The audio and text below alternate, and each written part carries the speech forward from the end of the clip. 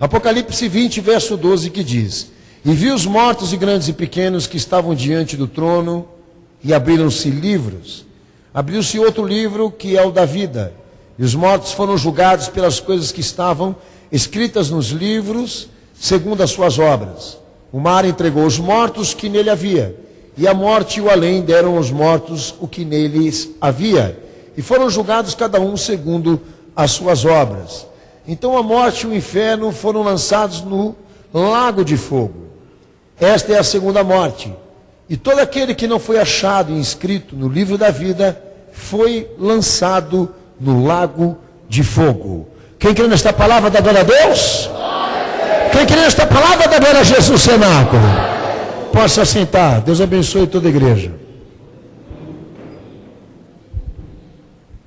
Você sabia que Jesus ele pregou mais sobre o inferno do que sobre o céu?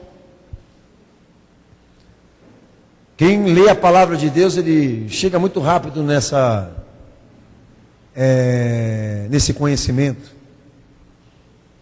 Houve um interesse maior da parte do Senhor, de que o inferno fosse conhecido pelas pessoas, do que propriamente dito o céu, para onde todos aqueles que creem nele deverão ir, segundo o juízo e a justiça de Deus. A pergunta seria: mas por que, pastor? Por que Jesus teria um interesse maior em abordar o que tem no inferno do que aquilo que tem no céu? É como se Jesus dissesse assim: olha, não perca o teu tempo em querer descobrir o que há no céu, porque dificilmente uma pessoa não vai gostar do que está lá. Mas quando ele, ao invés de falar do céu, fala do inferno, é como se ele dissesse a quem vai ouvir essa pregação. O princípio dessa palavra é gerar temor no seu coração. E ouça, você não gostaria de estar lá. E ele também não ficaria feliz de que eu e você fôssemos para lá. Porque o inferno é uma oposição contra a obra de Cristo, sabia? Porque ele traga o que Jesus mais ama, o homem. Ele recebe em uma condicional eterna, diferente do propósito de Cristo. Porque inferno representa a condenação e Cristo a salvação. Então eu imagino, na minha imaginação, que Jesus sente muito por aqueles que estão lá. Mesmo que ele, propriamente dito, não possa tirá-los de lá. Então a preocupação está direcionada para quem? Para quem ainda pode ser salvo.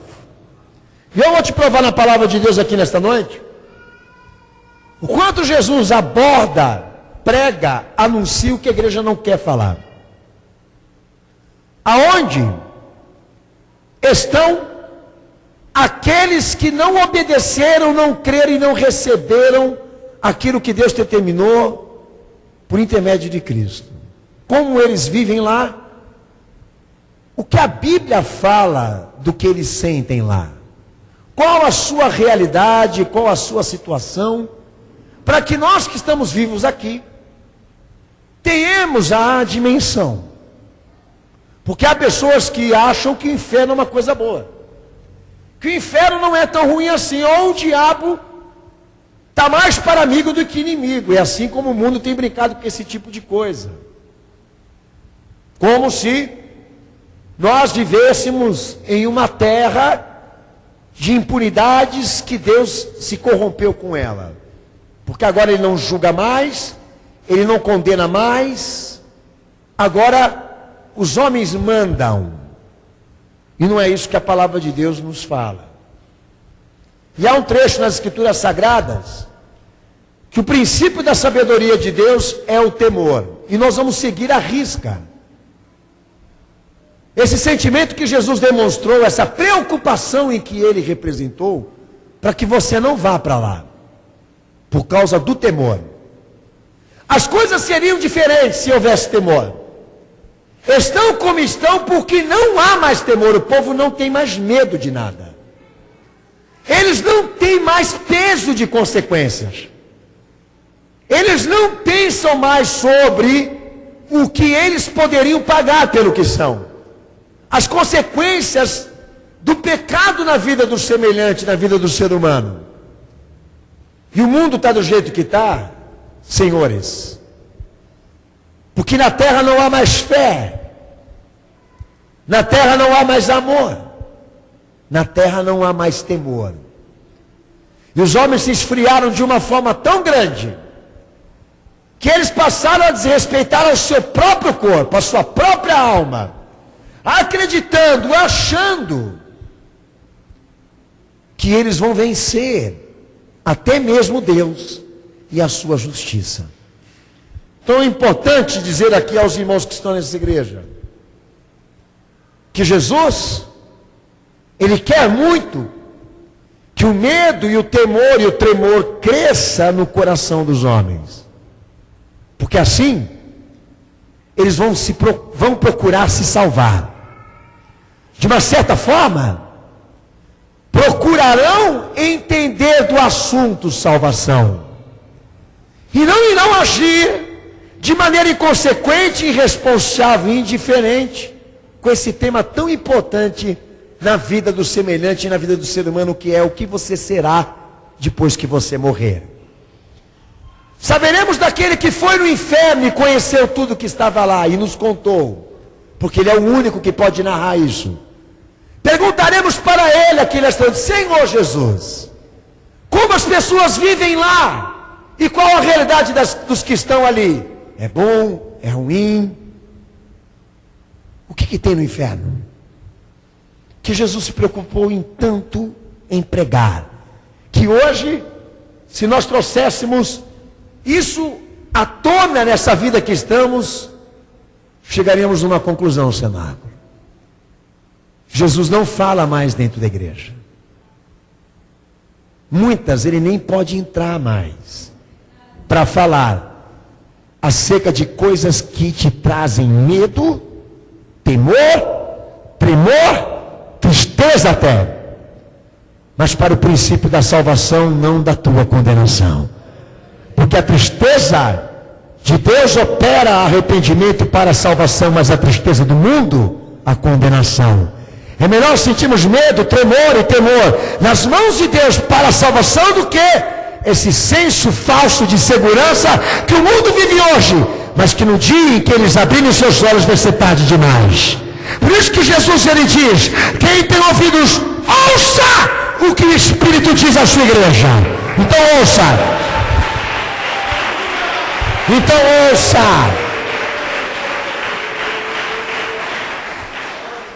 Há muitas expressões relacionadas ao inferno na Bíblia, mas a palavra inferno leva consigo 3 vocábulos originais de sentido, que se você for eles estudá-los, eles trazem o sentido real do que seria o inferno para a palavra de Deus.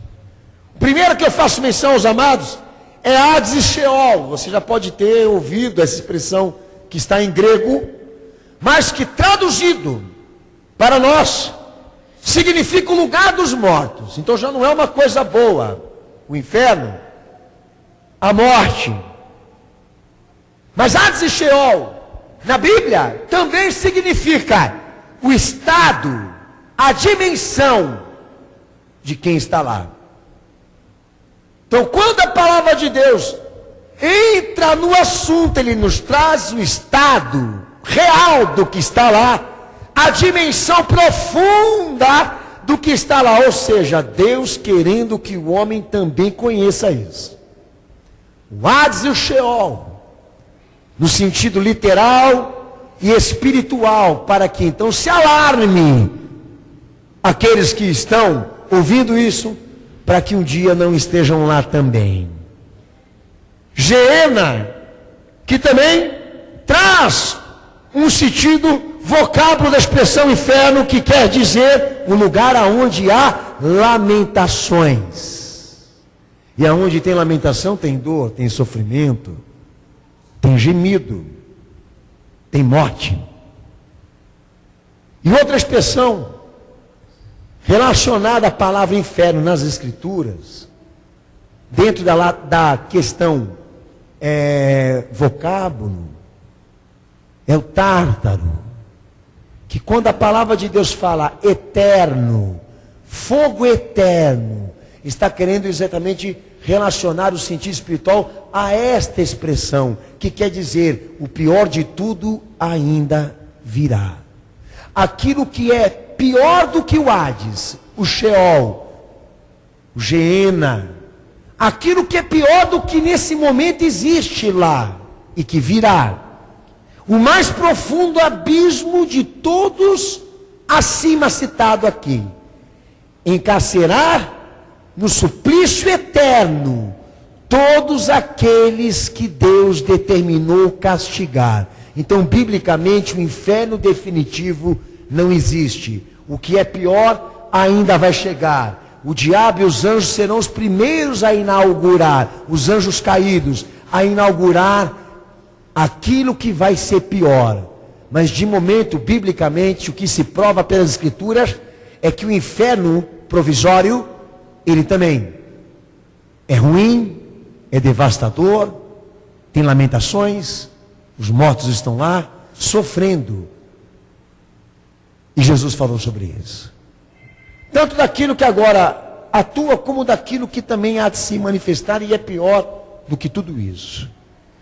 E a palavra de Deus em Apocalipse capítulo 20, versículo 14, nos traz exatamente a visão de Deus julgando, com base naquilo que o homem viveu, por intermédio do Evangelho que destinou em Cristo a nós por pregação, aonde os mortos e os vivos foram entregues diante de Deus, sejam pequenos, grandes, ricos e pobres, e todos foram diante de Deus e Deus os julgou. E uma das coisas mais interessantes aí na palavra é que quando a Bíblia entra na questão aonde os mortos estão, a Bíblia quer dizer a mim e a você, todos aqueles que morreram sem Cristo e que experimentaram a segunda morte. E a segunda morte na Bíblia quer dizer a da condenação, não a morte física, não a morte vital, não a morte humana, mas a morte espiritual, ou seja, todos aqueles que foram destinados para o lago do fogo, eles estão ali porque não tem Cristo, porque não receberam, não creram e não obedeceram. Então o lugar dos mortos, seja por uma destas expressões, quer dizer exatamente o quê? O mundo daqueles que não têm Cristo. Amém? E é assim como nós vamos tratar o inferno hoje aqui, respeitando o sentido do nosso Senhor, que o inferno é o mundo daqueles que não têm Cristo, porque o mundo real daqueles que servem Jesus não é o inferno, porque o inferno, para a palavra de Deus, é nada mais do que uma sala fechada de tormento para aquilo que resta para Deus, para aquilo que não presta mais, para aquilo que não tem mais solução. Então, se você quer se encaixar nisso, ou ser isso, entenda, vai ser por questão de opção pessoal, porque esse não é o plano de Deus para a tua vida, mas é o que a Bíblia está falando, é para lá, que Deus irá destinar no suplício eterno, ou seja, naquilo que é pior de tudo que aconteceu no inferno, aqueles que não têm Cristo. Então, às vezes a gente fica brincando com o tempo, dentro da igreja, administrando aquela coisa de vida espiritual, mescla entre o ruim e o bom, achando que Deus está levando tudo numa boa, que não vai existir penalidades, que a palavra de Deus ela é severa quanto ao erro, mas na prática não é tão assim. Então o que eu estou te pregando aqui hoje quer dizer o seguinte: Jesus leva a sério esse tipo de coisa. Pregou mais sobre o inferno do que sobre o céu, exatamente para me preocupar, te preocupar, gerar o temor e então a responsabilidade. Meu filho, se você não anda conduzindo bem a tua vida na concepção de Deus e na vontade dele, você vai pagar. Se não for em vida, vai ser aqui, quando ele te jogar para ser queimado. Então a vida, ela é uma responsabilidade. O tempo é uma responsabilidade. Não vamos jogar com esse tipo de coisa. Porque a cada um segundo no mundo morre uma pessoa. E a pergunta seria, para onde ela foi?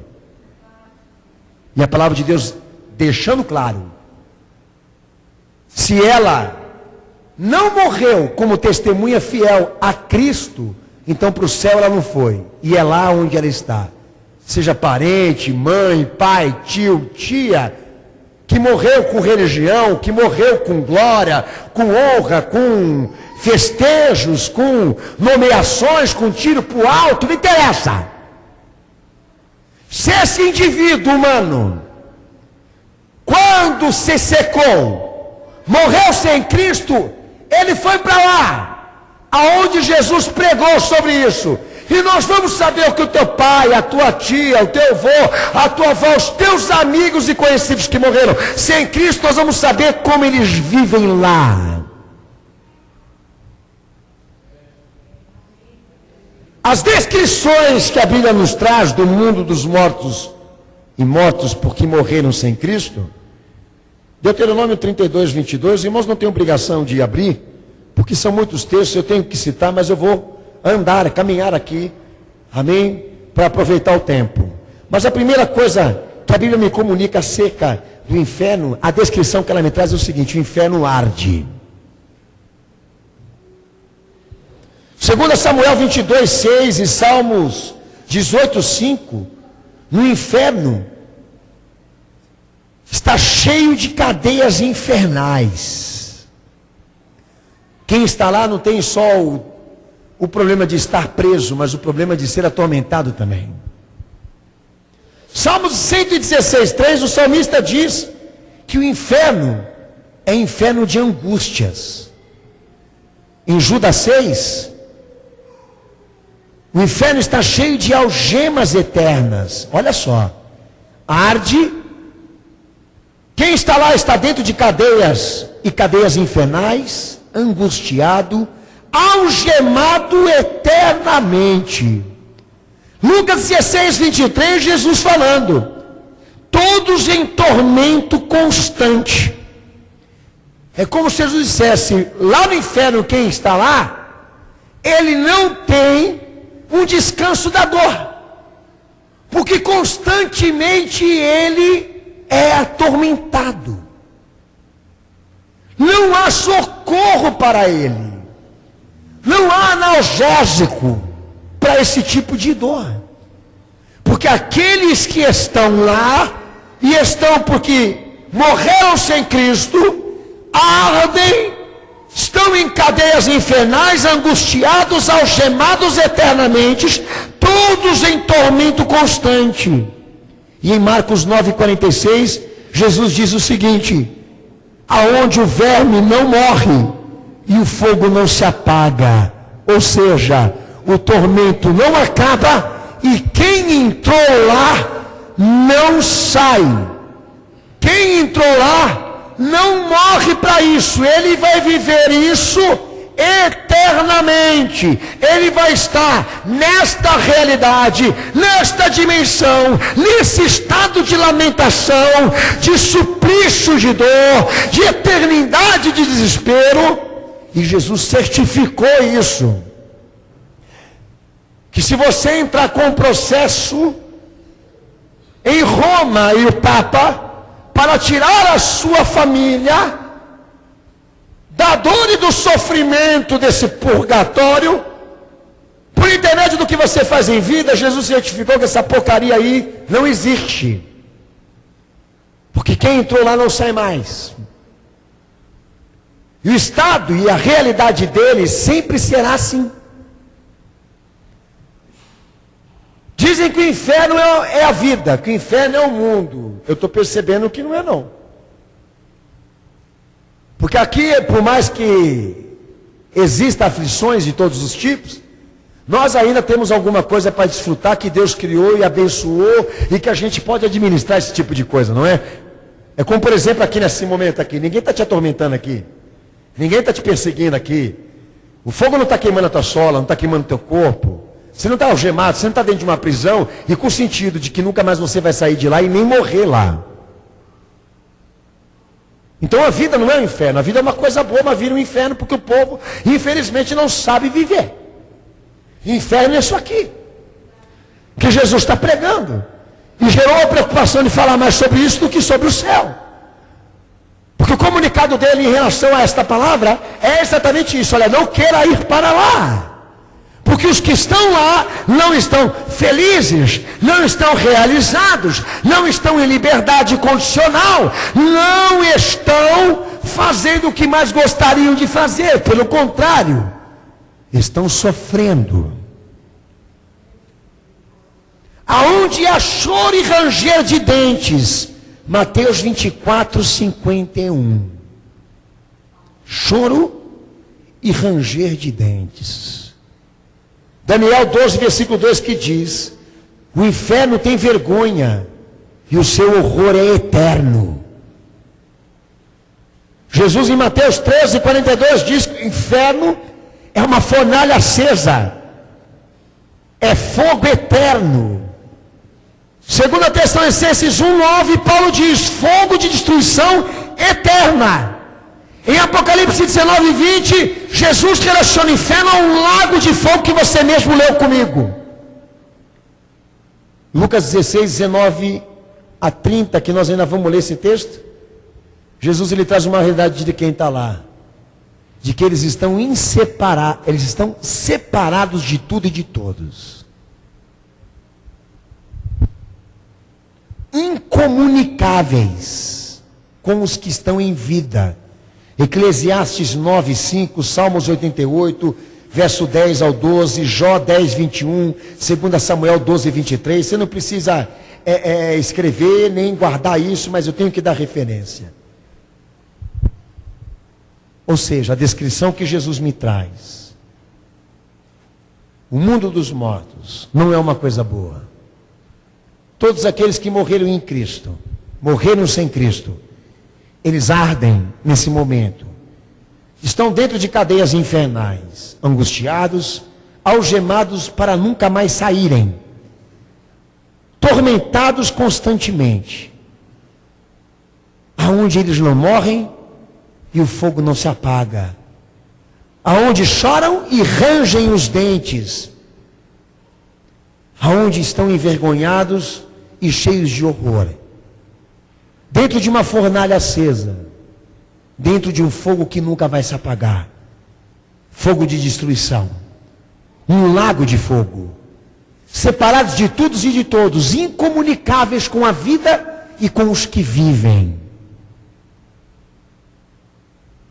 Daí quando a palavra de Deus traz a realidade, ela faz a indagação. Quando Jesus ele fala do inferno, ele se preocupa em perguntar algo para você, para mim que estamos aqui brincando com a vida e subestimando o chamado da salvação.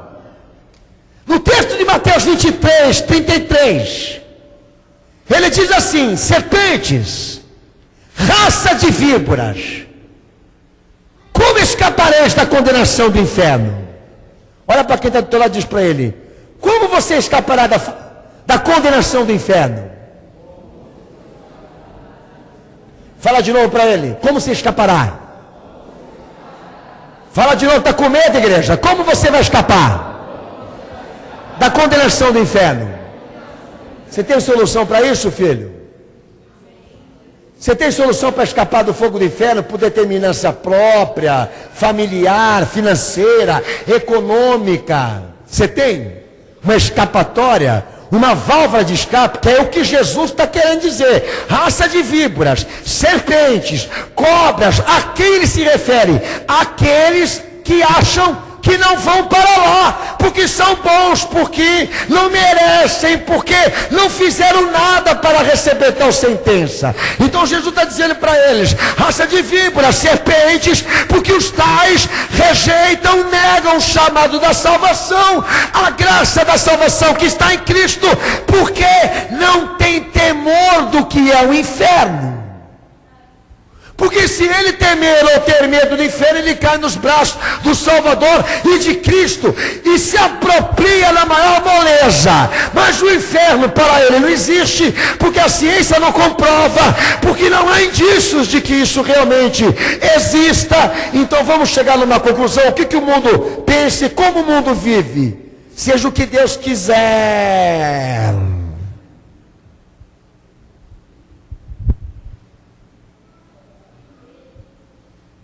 Então, como escaparemos da condenação e do fogo? Porque é fato. Deus vai mandar para lá muita gente. Então, Jesus ele passa a ser uma coisa boa para você, tanto no sentido como pessoa, como obra, como testemunho, como proposta de salvação, porque você teme que isso aconteça com a tua alma e com a tua vida. Que adianta, disse Jesus, o homem ganhar o mundo todo se ele vai perder a sua alma? Valores que se esqueceram nos dias de hoje, porque mais se preocupa com o corpo, com a beleza e com o bem-estar físico do que com a necessidade de se salvar por dentro. Os homens mais choram, mais brigam, mais batalham pelas coisas materiais fúteis do que se reservar e pensar: e se eu for para o inferno? Vou levar Mercedes, vou levar BMW, vou levar o Palmeiras, o São Paulo, o ginásio do Maracanã, vou levar a República Cubana, Fidel Castro, para montar ali um sistema renovado do comunismo, entendeu? O que nós faremos já no inferno de bom? Jesus disse, lá não há espaço para ninguém fazer o que quer fazer, a não ser sofrer. E se o inferno existisse para você, hoje você estaria cuidando mais da tua alma do que do teu corpo. Se o inferno fosse para você algo concreto, existente, porque o crente crê, porque Jesus prega, essa correria do mundo aí ia acabar. E esta pregação aqui hoje nessa igreja ia ter mais atenção, mais nível de audição. O povo ia passar a se preocupar mais com esse tipo de coisa. Por quê? Ninguém sabe o da manhã, ninguém sabe o que será daqui a alguns instantes, alguns minutos. A gente está falando da vida, mas a vida por um fio, porque ninguém sabe quanto tempo vai durar. Então, pera um pouquinho, deixa eu fazer aquela matemática racional. Se caso a morte chegar e bater na minha porta, e Deus me recolher ao meu estado de origem, qual será o meu destino? Então isso confronta a nossa realidade, a nossa alma, e é o que nos leva para Cristo, que é o que nos leva para Jesus, que é o que nos leva para a oração, para a santificação, para a preocupação do estudo da palavra, do aprimoramento da fé, da prática da fé. A hora onde não há temor e respeito por aquilo que Jesus fala, orienta e alerta, vira essa zona que está aí. Todo mundo expressando ideia, e dando a sua opinião. E aquilo que Jesus falou, ninguém ligando. É como se fosse irrelevante, não fosse tão importante. É que nem os camaradas que pegam a Bíblia para mentir, como o diabo fez com Jesus. Eles sabem que ali, nesse livro que eles pegam para mentir, para roubar, extorquir, ganhar dinheiro, eles sabem que tem um lado da palavra de Deus que eles se incluem.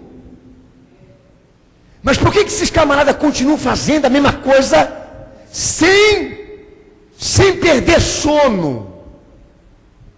Sem ter peso de consciência? Porque eles perderam o temor. Porque eles não têm mais medo de Deus. Imagine, se o teu velório fosse hoje. Há uma preocupação com aqueles que vão ficar aqui, com aqueles que eu amo, como eles vão se cuidar, como eles vão viver sem a mim. Mas daí Jesus diz, olha, isso aqui a natureza vai ensinar, eles vão se virar, o mundo é isso. Mas você, nesse estado, nessa dimensão, você pode ser uma palha que Deus vai mandar para o fogo, ou então um pequeno joio que Ele vai colocar no celeiro entre aqueles também que Ele salvou. E passaremos a estar à disposição dele para ele julgar e nos destinar para onde merecemos. Dentro daquilo que nós semeamos e vivemos. Então a igreja tem essa responsabilidade de despertar o senso espiritual das pessoas, para que elas amem mais a sua alma do que o seu corpo, mais a sua alma do que o mundo, mais a sua alma do que tudo que está nessa terra, porque para Deus é o preço do seu filho, é o significado da sua dor, do seu sofrimento e da sua morte. Diz que os pregadores na reforma da igreja, que eles pregavam sobre o inferno, como eu estou pregando aqui nessa noite, e as pessoas se seguravam no banco, com medo de cair naquele momento. Choravam, pranteavam, até gritavam, o púlpito enchia de pessoas ajoelhadas pedindo, clamando por salvação, solicitando e clamando a Cristo por clemência, misericórdia e perdão. Esse tipo de reação deveria ser comum dentro de uma igreja, mas nós não temos mais essa visão, porque as pessoas perderam o medo, e por isso que não há sabedoria, porque não há juízo, não há consciência, todo mundo fazendo a coisa errada e achando que não vai pagar. Serpentes, raças de víboras, que acreditam que não vão pagar pelo que fazem, e não vão ser condenados ao inferno pelo que são. Jesus também em Mateus 3:8, ele diz, raça de víboras, por intermédio de João, quem vos ensinou a fugir da ira futura? Raça de víboras, quem vos ensinou a fugir da ira futura, ou seja, a esconder o vosso rosto, ou então, não pensar que Deus se ira? Quem vos ensinou a fugir desse ensinamento, a fugir dessa realidade, desta verdade? A negar, imaginar que Deus se ira, imaginar a expressão do seu rosto contra aqueles que do outro lado pensam assim: eu sou filho de Abraão, eu sou filho de Isaac, eu sou filho de Jacó, pertenço à genealogia israelita, e por causa disso eu não tenho que me arrepender, me converter e me submeter a esse processo de mudança. Então quem te ensinou a fugir da ira futura de Deus? Não basta dizer que você é filho de alguém, ou que você é alguma coisa boa, porque da pedra e do pó Deus criou homens assim. Arrependemos, pois, porque é chegado o reino do céu, porque o machado de Deus está sobre todos aqueles que são iníquos, vazios e sem frutos, sem virtude de Deus. Eles vão ser cortados e lançados no fogo. E sabe quem ia lá ser batizado por João? Quem tinha medo. Sabe quem ia lá ser batizado por João e Jesus não havia ainda sido manifestado? Quem tinha medo. Era tanto temor e tremor do inferno que o povo dizia o seguinte: Senhor, meu Deus, eu quero a salvação agora. Eu estava adiantando para o mês que vem, para o ano que vem, entendeu? E pensei, cheguei na conclusão que eu posso precisar amanhã disso e não ter a disposição, porque não busquei. E a Bíblia fala que eles iam confessando seus pecados para serem batizados por João no Rio Jordão, o rio que desce, porque tinham temor do que escutavam. Mas haviam aqueles que fugiam, porque achavam e acreditavam de que seriam livres de tal condenação pelo que eram. E a palavra de Deus dizendo: não, o lugar dos mortos, e aquele lugar que será pior do que tudo, quem está lá é sujo, é imoral, porque não tem Cristo. Então a igreja, dizem que o céu desce sobre ela, hoje o inferno subiu, né? Desce anjo, desce trombeta, desce bandeja, chave de ouro na mão, aquele tipo de coisa. Olha que revelação maravilhosa. Ó, estou vendo aí o fogo queimando a sola do teu sapato aí, irmão. Olha, está fritando aí, ó. está borbulhando. Olha, eu não estou vendo anjo, nem chave, nem carro zero, não. Estou vendo a sua sola brilhar como fogo. E não é sapato de fogo, não. É o inferno já querendo te sugar. Olha que perfume que é esse que você está usando. Tem um cheiro de enxofre. Que cheiro infernal é esse? Olha, Deus está revelando aqui nesta noite, você é algemado, atormentado, triste, e parece que gosta de ficar assim. E vai para lá, para que isso aumente por causa do teu pecado. Revelações assim, dadas pelo Espírito Santo, animam, reaviva a igreja. Dá sentido a ela de estar presa em Cristo. E como Paulo dizia, miserável homem sou, e quem me livrará do corpo dessa morte? Ou seja, um homem sem Cristo, ele é um tição que Deus vai mandar para o fogo. Eu não tenho motivo para ir na igreja hoje. Não tenho, porque as minhas obrigações não me permitem. Para que ir lá? Porque eu já sei o que eu vou escutar, eu já sei o que eu vou ouvir. Hoje eu vou numa igreja diferente. Porque perdeu o medo. Porque se o fogo tivesse queimando a sola do sapato dele, entendeu? Ele não ia precisar nem do cartão da Marta, nem o cartão do PT para pegar o trem e vir para cá. O bicho ia vir batendo asa, entendeu? Com um foguete lá atrás. E não vendo a hora de chegar nesse culto aqui, dobrar o seu joelho nesse altar e confessar os seus pecados. Se arrepender do mal que não se converteu. E botar a casa em ordem com Cristo, para caso Deus se chamar amanhã, você está preparado para subir, não para descer. Porque uma coisa, vamos falar o que é verdade, entendeu? O morto fica mais bem vestido quando morre do que quando ele esteve vivo. E o cara que está lá deitado no caixão, todo mundo olha para ele com olhar, entendeu?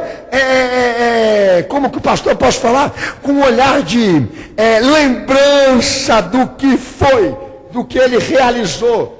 E se Jesus tivesse uma oportunidade para pregar no velório, eu tenho sempre dito isso aos irmãos, ele diz o seguinte: o que ele foi, o que ele fez, não tem mais sentido agora. O sentido agora é perguntar para o morto aonde ele está, para onde ele foi. Daí Jesus ele fala, com quem sente o fogo queimar a sola do pé. Mateus 10, 28, esse texto você vai ler.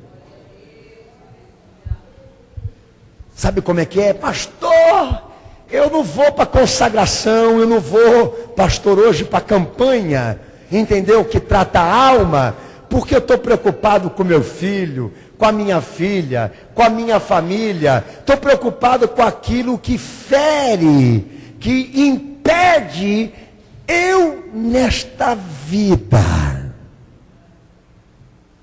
Se o sábio falasse, ele diria o seguinte: olha, vai lá para os Alpes, para o cume da montanha, dobra, entrelaça as pernas, entendeu? E busca o fluido, porque você está precisando de positivo, né? O pensamento positivo, a razão positiva, e você vai melhorar. A hora que você descer, você vai ver que você vai estar bonzinho.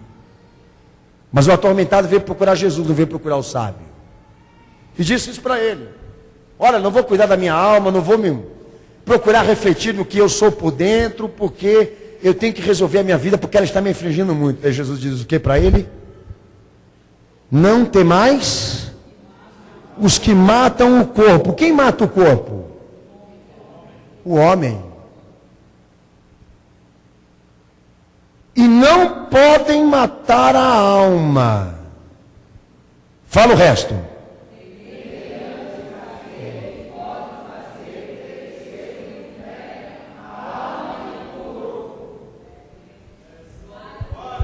Você teme mais o homem do que a Deus. E quando a gente tem mais medo de quem está lá fora do que, propriamente dito, o Deus do universo, qual vai ser a minha reação? Automaticamente vai ser se dobrar lá e não aqui. E outra, se o pastor pregar sobre isso, você fala, seu pastel, seu idiota. Então o senhor está pregando sobre o inferno para quê? Para querer fazer com que eu seja o que eu não quero ser? Crente? Mas se o Lula, a Dilma, se o governo, se o Estado colocar uma lei para que ele obedeça, por medo da prisão, por medo da privação dos direitos humanos, ele vai querer cachorrinho, abanando o rabo, balançando a cabecinha para agradar os seus chefes. Se o patrão disser para ele, salário mínimo, se você não me obedecer, na hora, ele veste até de mulher para agradar o chefe. Serve o almoço, entendeu? De margarida, se for possível, para não perder o salário. Entendeu? O cara até dança em cima do tamanco para o chefe dele, para não perder a cadeira, a promoção e tudo que ele trabalhou nos 20 anos, né? Que ele precisava de remuneração. Mas quando ele abre a palavra, ou quando ele entra em contato com Cristo, é como se tudo aquilo que a Bíblia estivesse comunicando para ele, fosse secundário e não tivesse valor. Então dá licença, eu não vou para essa igreja hoje, eu não tenho propósito com a alma, nem com o meu espírito, nem com a minha salvação, porque eu vou atrás do arroz e feijão, eu vou atrás do emprego que eu não tenho, eu vou atrás da namorada que eu não consegui, do casamento que eu não adquiri, eu vou atrás do prejuízo, vou atrás do perdido, pastor, vou dar meus pulos por aí, e o senhor fica com essa palavra aí, o que é mesmo? O tal, isso aí é frieira no pé. Ô pastor, fica essa palavra Hades eu bebo lá em casa. O senhor entendeu? Eu preciso correr atrás do prejuízo. Tchau, pastor, tchau. E para desencargo da consciência, no final do trabalho, ele passa no Valdomiro para catar um tijolo e levar lá para casa. Entendeu? Como bênção de Deus. Não é, meus irmãos? É assim? Desse jeito. Mas o que Jesus nos ensina? Que aqueles que temem a Deus, porque Ele mata o corpo e a alma, joga no inferno, eles fazem preferência pela consagração da alma. Eles fazem a preferência com Cristo para se salvarem, não dessa vida, mas do juízo vindouro, do juízo de Deus. Eles se preocupam mais com aquilo que Jesus vê e pensa do que aquilo que eu não falando dele por aí. Era isso que Jesus tentava despertar nas pessoas. Olha, se você não vier por amor, venha por temor, venha por dor. Sinta o foguinho queimar aí na sola do pé, lindão. Porque lá no inferno você não vai sambar. Lá no inferno vai ter frevo. Não vai ter, entendeu? Passeata gay. Não vai haver distribuição de preservativo e anticoncepcional, porque nem sexo, nem virilidade o homem vai ter. Ou seja, não vai haver ambiente, porque vai estar todo mundo gemendo por uma outra coisa. Está doendo, está queimando. É isso mesmo, Jesus, é isso mesmo. O samba que vai tocar lá, o rap que vai tocar lá, o funk que vai tocar lá, filho, é o funk da dor, do sofrimento e da destruição. E que você nessa noite deixe isso pesar na tua mente, no teu coração. Então, peraí, deixa eu pensar direitinho aqui. Na minha vida, quando que eu parei para tratar a minha alma e refletir sobre ela, o quanto eu preciso de um Salvador, de um Redentor, de uma propiciação, ou seja, de um sacrifício pela minha culpa que me salve, ou seja, de Jesus. E eu não parei para pensar nesse tipo de coisa. Pensei naquilo, mas não nisso. Porque você teme mais a homem do que a Deus, você está assim. E a igreja virou um lugar de diversão para você, um passatempo. Mas para Jesus, deveria ser um lugar onde também o fogo subisse. Não descesse, mas subisse. E espiritualmente, te desse uma ideia mais ou menos do que seria estar lá. E se você já teve essa ideia do que é estar lá ou viver lá, agora pensa. Você vai para lá? E se você não for? O que você tem para te livrar? Jesus, no texto de Mateus 13, 41, 42, fala uma coisa importantíssima. Para quem não quer ir para o fogo do inferno. Eu não quero fogo, eu não quero a condenação, eu não quero esse sofrimento, pastor. Entendeu? Eu não quero colocar a pulseira do diabo. Sabe o que é a pulseira do diabo? A algema eterna. Eu não quero. Eu quero a minha salvação. Ouça o que Jesus fala aí, ó. Lê o texto bem alto, cenário.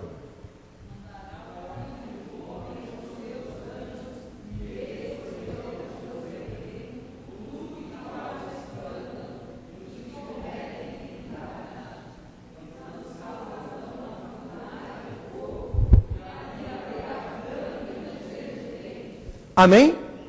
Ele dirá para os anjos, quando ele vier para julgar: vai, busca tudo que é escândalo e iniquidade, todos que estão envolvidos com isso, porque eu vou jogá-los no inferno e na condenação. Não é eu falando, é Jesus. Olha, pastor, eu não quero ir para lá. Ótimo. Então saia do pecado logo. Abandone o escândalo logo. Faça alguma coisa pela tua alma, porque Jesus, no dia em que ele vier, ele não vai perdoar ninguém que esteja nisso. Estado e dimensão de iniquidade. Ele vai mandar varrer, vai mandar colocar dentro de um saco para jogar lá, porque é o resto. E sabe o que é resto para a palavra? Como disse Malaquias, aquilo que não quis salvação, aquilo que quis viver sem Cristo, que não quis Deus para se salvar, mas ficou aí. Ah, lá vão ter Ave Maria, cheia da graça, cheia disso e daquilo, entendeu? Faz a reza, faz o bonito, vai para casa e faz até coisa pior daquilo que fez antes de rezar. Esse é o mundo, essas são as pessoas, entendeu? A religião A, B, C, D, não importa, cai tudo no mesmo elo, sai tudo do mesmo buraco. Eles só vão lá para desencargo de consciência, porque sair do pecado, da iniquidade mesmo, eles não querem. E nem poderiam, porque não creem naquele que salva e naquele que liberta. Mas já que a igreja está reunida hoje aqui, e o inferno está queimando a solinha no teu sapato, no teu pé, você está sentindo, você está incomodado. Daqui a pouco você vai começar a dançar e sapatear. Entendeu? Por quê? Porque você sabe que desse jeito você não vai entrar no céu. Que você precisa alguma coisa a mais do que isso aí.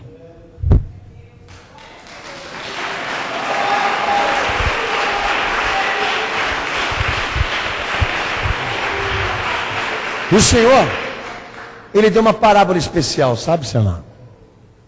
Para quem realmente não quer concordar e aceitar que o inferno existe. Por causa da maldita chamada ciência, não é?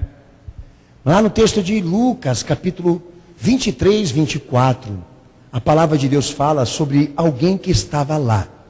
E Jesus narra sobre isso, fala disso. Trata-se de uma parábola, ou seja, né, de um sentido figurado, mas também verdadeiro. Porque é uma pregação. Trata de um rico e de um pobre.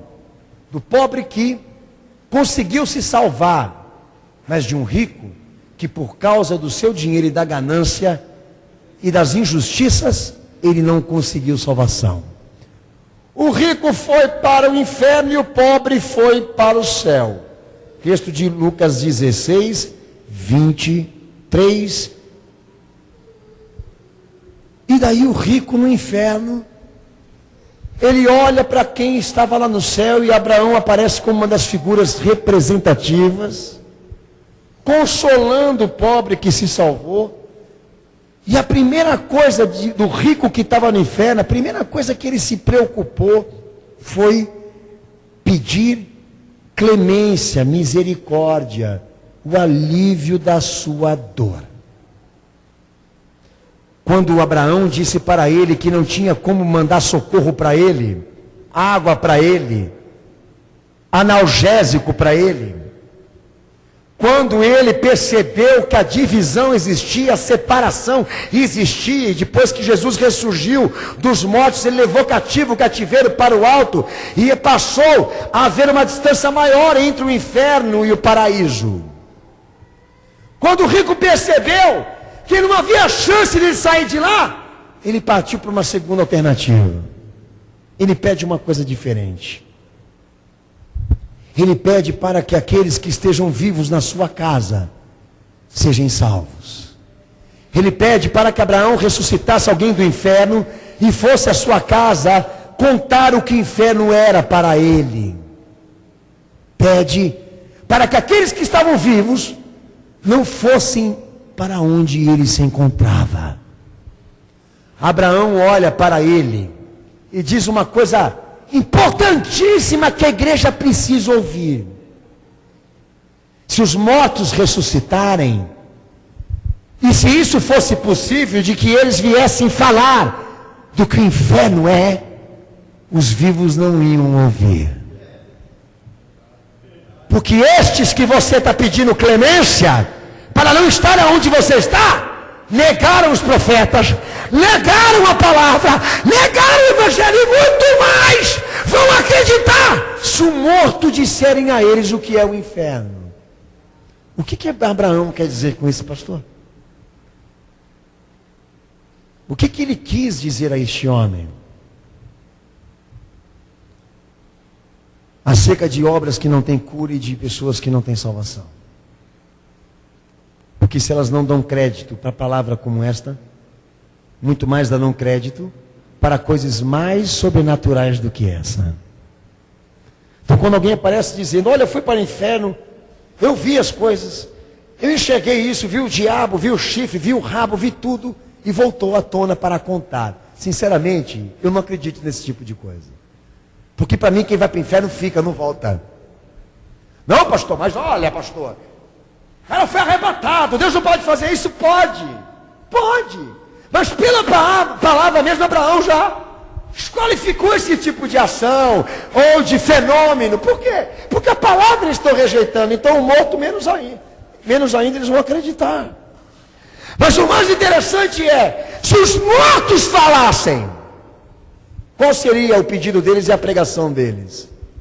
Se o teu tio, a tua tia, os teus avós, os teus familiares principalmente, que morreram sem Cristo, porque morreram com Maria, Santo Antônio, Maomé, com Buda, com tudo que tinha direito. Se eles falassem por Chico Xavier mesmo, que é impossível pela palavra, o que eles iam pedir para o Chico? Primeiro, quando vivo, que ele se salvasse. Porque naquela bicharologia que ele estava, ele não ia para o céu. Segunda, muda a tua versão e prega sobre o inferno e fala do Salvador, ao invés de ficar explorando os espíritos para ficar mostrando aonde estão as coisas aqui nessa vida. Mostra as coisas que estão além disso, porque ele falava que os mortos falavam com ele, e a Bíblia fala, olha, quando os mortos falam, a primeira coisa que eles pedem é água, socorro, me ajuda, entendeu? E não é o que falam para ele. E a segunda coisa, quando eles veem que eles não conseguem isso, é treinar, mandar um pregador lá na casa dele, para os 5 irmãos que ele tem, que não se converteram, para que eles pensem direito, se vale a pena negar Jesus e continuar no pecado, porque o inferno não é uma coisa boa.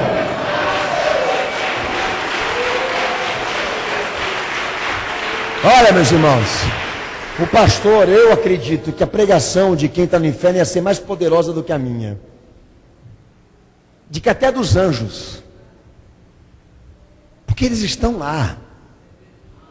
Eles estão vendo governantes, famosos, cantores, artistas de Hollywood, que a estrela aqui brilhava. O nome dele estava na calçada. E lá, agora, ele está algemado.